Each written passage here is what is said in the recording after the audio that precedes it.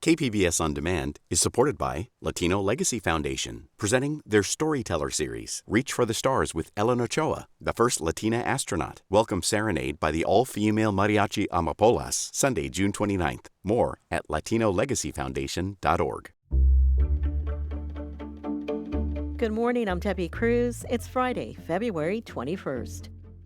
The San Diego Zoo is celebrating another new arrival. More on that next. But first, let's do the headlines.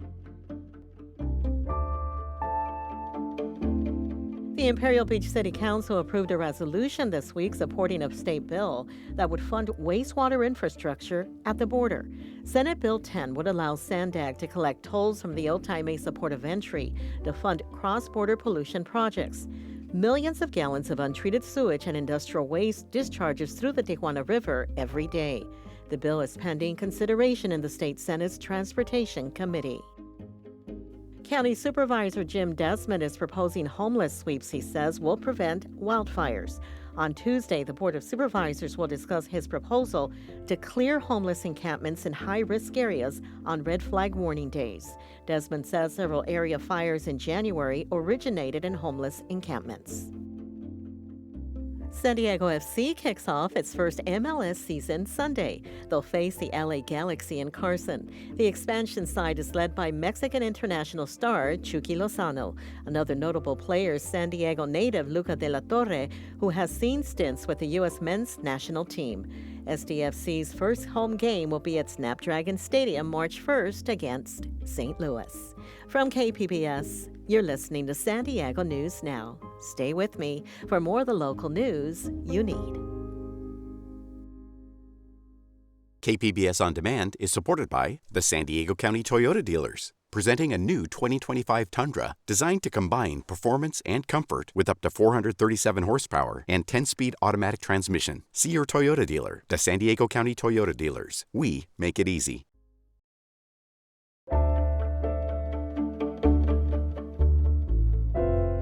San Diego Mayor Todd Gloria is getting support from the city's largest employee union when it comes to budget cuts. Reporter John Carroll says the head of the San Diego Municipal Employees Association is now asking the mayor to go even further. On Tuesday, the mayor said a first round of cuts would eliminate 30 vacant positions for a savings of nearly $5.5 million.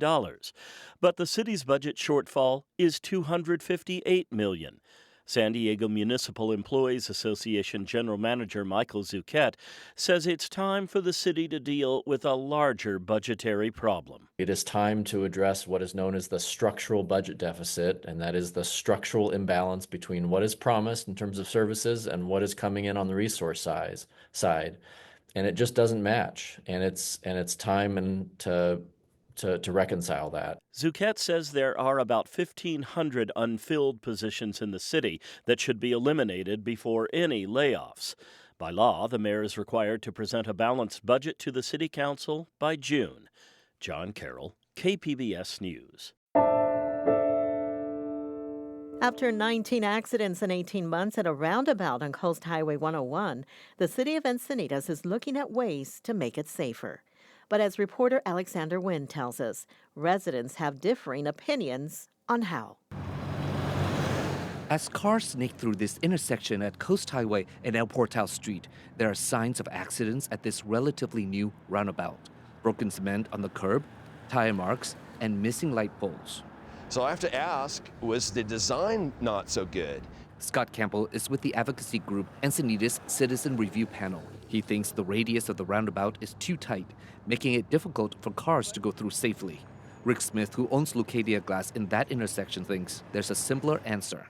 On our Lucadia Boulevard and Encinitas Boulevard in Santa Fe, the roundabouts have a sign that says yield to traffic and circle.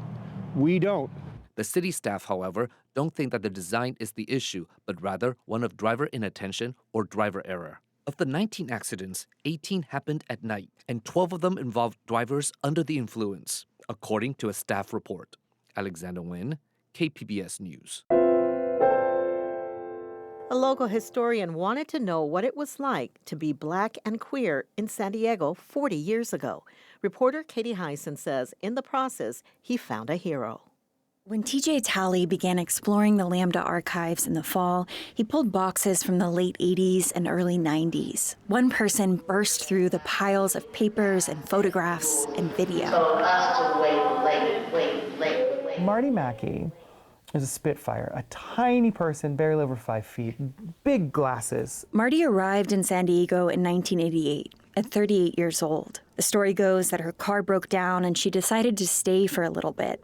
Then she fell in love with the city and with Phyllis Jackson. Phyllis was a dedicated mother and a brilliant activist herself, also a Black lesbian, and so they became quite a team. By later that year, Marty was writing for a local gay and lesbian publication. And Marty quickly becomes one of the most popular and controversial writers. She called herself a member of the Anti-Fluff Brigade. She thought the U.S., San Diego especially, loved to highlight the positive, but glossed over all the work left to do. She wrote what sound like proverbs. Quote, keeping your mouth shut only makes you run your tongue around the bad taste inside.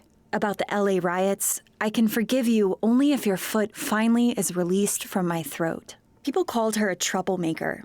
She wrote, I mean, if you're stepping on my foot and I tell you to get off, should I be called a troublemaker for not letting you stand on my foot?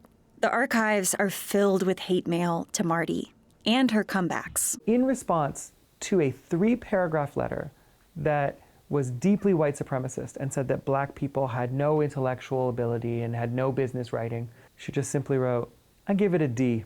It's got a beat, but you can't dance to it.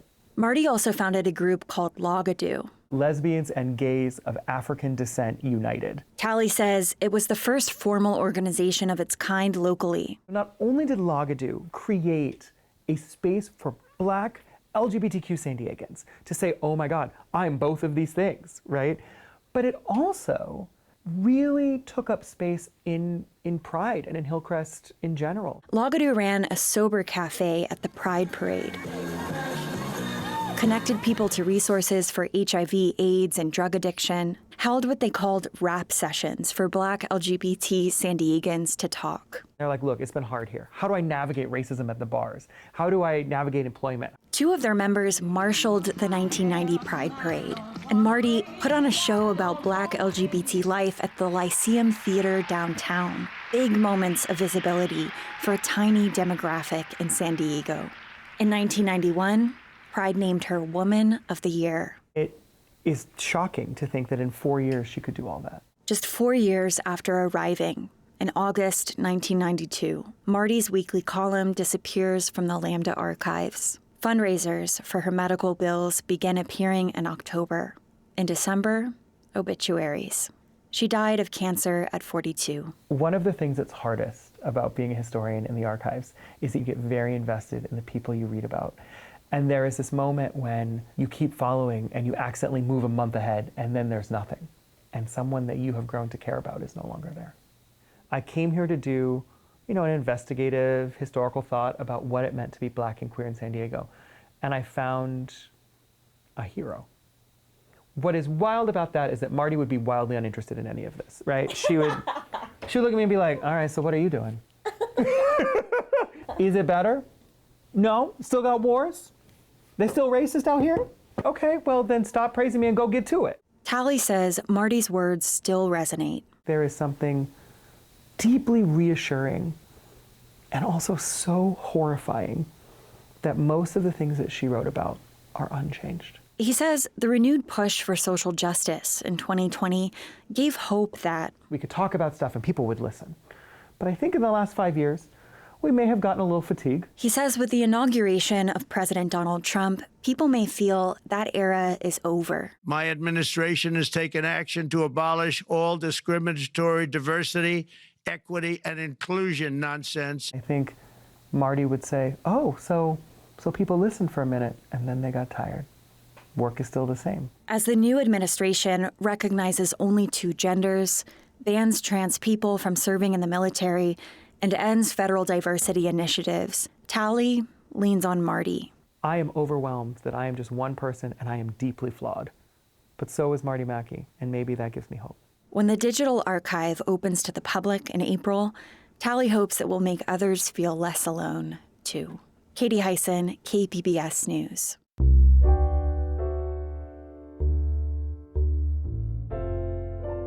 There's a new baby in the San Diego Zoo's Australian Outback exhibit. Reporter Melissa May tells us about the first joy to be born at the zoo in 2 years. Anala just turned 7 months old on Valentine's Day, so she's starting to venture out with her mom, Adori.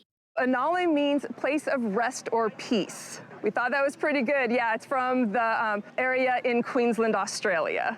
Wildlife care specialist Jennifer Mall says koalas can give birth once a year, but the zoo paused the breeding program for the last 2 years. We decided that we were going to hold off on breeding for a little bit just due to the fact of how many koalas we do have. We have the largest colony of koalas or group of koalas outside of Australia. Mall says the best time to see Anala in person is breakfast time. That's right when the zoo opens between 9 and 10 a.m. Melissa May, KPBS News. The first South Bay Zine Fest takes place Sunday, 9 a.m. to 3 p.m. at Illusion Hall in Chula Vista. Reporter Julia Dixon-Evans has the details. Zines are handmade booklets by independent artists and writers. Popularized in the punk and DIY art movements of the 70s and 80s, they're still thriving. Now, Chula Vista has its own new Zine Fest. Founder Maxwell Scheller says curiosity is at the heart of what makes a zine great. I say curiosity. Maybe we ask, what do these people have to say? Why do they put so much effort into, putting this on paper and getting it printed? This is just something that gets us thinking.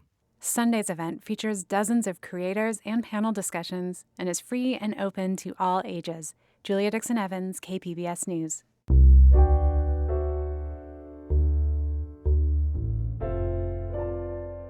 This weekend's weather looks to be about perfect. The National Weather Service says to expect clear skies and highs in the mid-70s, while lows will be in the 50s. That's it for the podcast today. This week's podcast was produced by Andrew Dreyer, Brendan Tuccinardi, and Laura McCaffrey. It's edited by Brooke Ruth. As always, you can find more San Diego news online at kpbs.org. I'm Debbie Cruz. Thanks for listening and enjoy the nice weather this weekend.